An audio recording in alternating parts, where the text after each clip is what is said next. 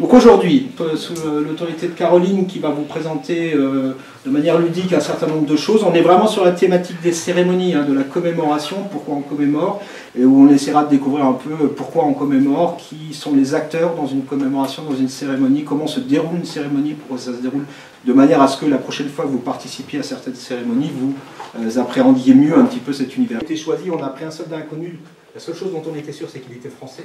Sur les 8 plus grands champs de bataille de la Première Guerre mondiale, on les a mis dans 8 cercueils, ça s'est passé à la citadelle souterraine de Verdun, et c'est Augustin, alors pas Augustin le prénom, c'est Augustin, un jeune soldat, pupille de la nation, qui a été désigné par le ministre de la Guerre, pour choisir lequel de ces 8 cercueils serait celui qui serait inhumé sous l'Arc de Triomphe, et qui représenterait ainsi l'ensemble des corps et des soldats non identifiés. Et il a fait le tour des 8 cercueils, c'était sur 2 colonnes, et en fait, il appartenait au 132e bataillon du régiment d'infanterie. Et en fait, il a fait l'addition des 3 chiffres, 1, 3, 2, ça fait 6. Et en fait, il a choisi le 6e des 8 cercueils. C'est comme ça que c'est ce cercueil qui est parti et qui a été placé dans la fosse sous l'Arc de Triomphe le 11 novembre 1920. Et depuis le 11 novembre 1923, on a rajouté une flamme, ce qu'on appelle la flamme de la nation, la flamme éternelle. Et cette flamme, tous les soirs à 18h30, elle est ravivée. Si vous allez à Paris, essayez de vous trouver vers 18h30 près de l'Arc de Triomphe, et vous verrez, tous les soirs, il y a une cérémonie depuis 1923. Et même pendant la Seconde Guerre mondiale, quand les Allemands occupaient la France, et Paris notamment, eh bien cette flamme était ravivée et les Allemands l'autorisaient.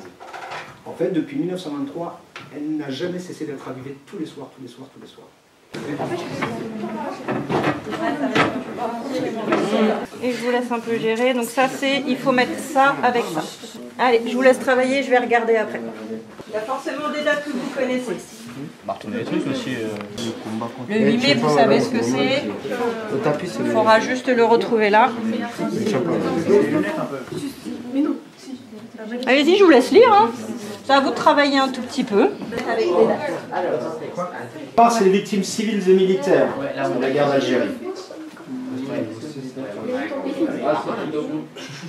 Un terme générique qui englobe les harkis.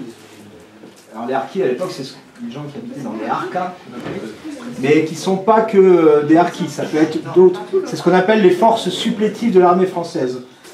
En Algérie, vous ne savez peut-être pas, je ne sais pas où vous en êtes dans ce que vous avez étudié comme conflit, en fait, depuis 1830, l'Algérie était française. Elle était divisée en 3 départements français. D'accord? Et un certain nombre de Français et d'Européens s'étaient installés depuis 1830 dans ce pays qui était divisé en 3 départements français. Et puis au lendemain de la Deuxième Guerre mondiale, il y a eu ce qu'on appelle les guerres de décolonisation, c'est-à-dire qu'en fait, un certain nombre de colonies ont pris conscience que les grands empires de l'époque étaient finalement fragiles. Il faut se rappeler qu'en 1940, en 3 semaines, l'armée française a été minée par terre. Il y a quand même des gens qui ont donné leur vie pour que moi, je puisse aujourd'hui vivre, avoir des rêves, avoir des envies, apprendre pour un métier. Vous savez, les gens, que ce soit la Première Guerre mondiale ou les autres conflits, c'est des conflits qui ont connu des mobilisations, c'est-à-dire qu'à l'époque, tout le monde partait à la guerre, on ne leur demandait pas. Aujourd'hui, c'est l'armée, c'est les gens qui sont des professionnels, qui s'engagent, qui décident d'être militaires, pour l'instant, qui sont engagés depuis 60 ans, dans les différents conflits. À l'époque, Première Guerre mondiale, Deuxième Guerre mondiale, l'AFN, vos grands-parents, ils ont fait la guerre d'Algérie, pour un grand nombre. On ne leur a pas posé la question, à l'époque, il y avait le service militaire, c'était obligatoire. Si malheureusement vous vous trouviez à faire votre service militaire pendant ces années-là, vous partiez faire la guerre en Algérie.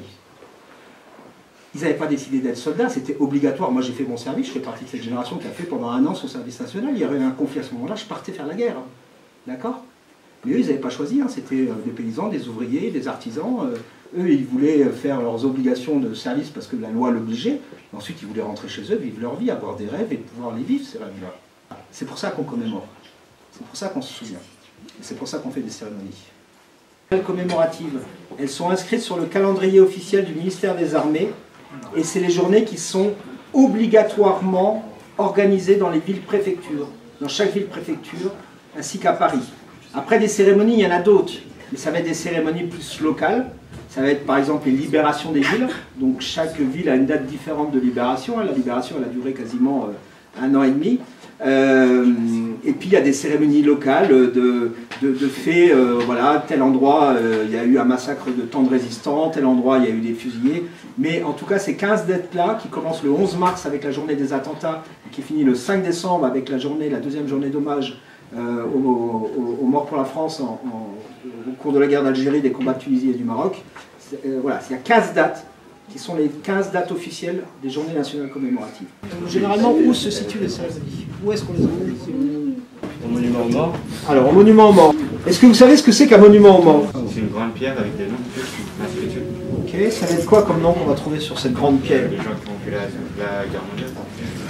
Uniquement la guerre mondiale? La guerre La guerre. Et pourquoi alors ils sont sur ce monument, ces gens qui ont fait la guerre?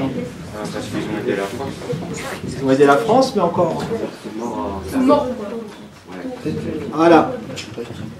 Alors, que les choses soient claires, parce que souvent j'entends pas mal de choses. Un monument aux morts, c'est pas une tombe. Hein. Où est-ce qu'on le trouve, le monument aux morts, généralement? Dans le cimetière. Dans les cimetières? Non. Où?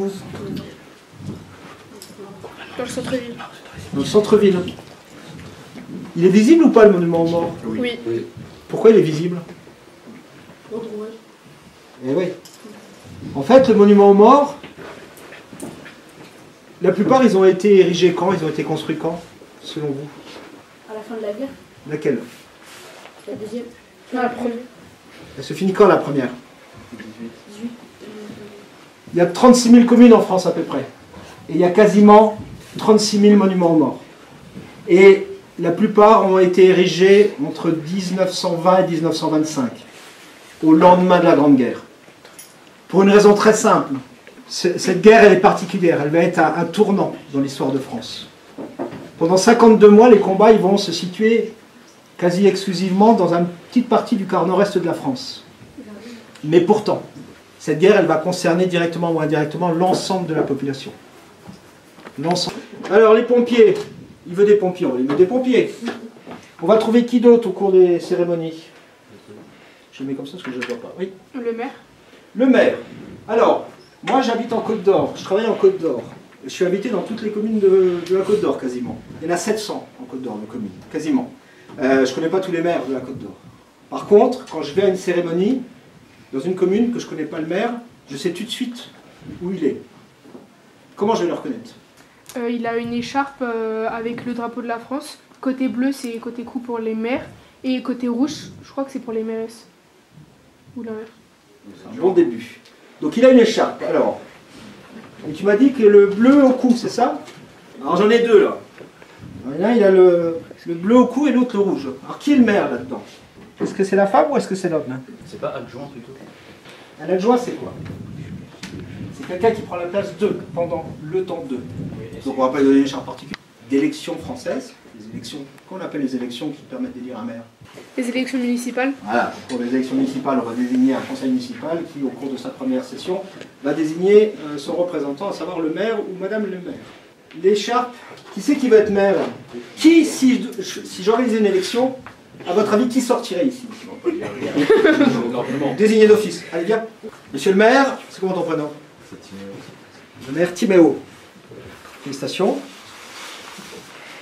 Voilà. Timéo, il est maire. Il est maire parce qu'il a l'écharpe avec le bleu qui part du cou.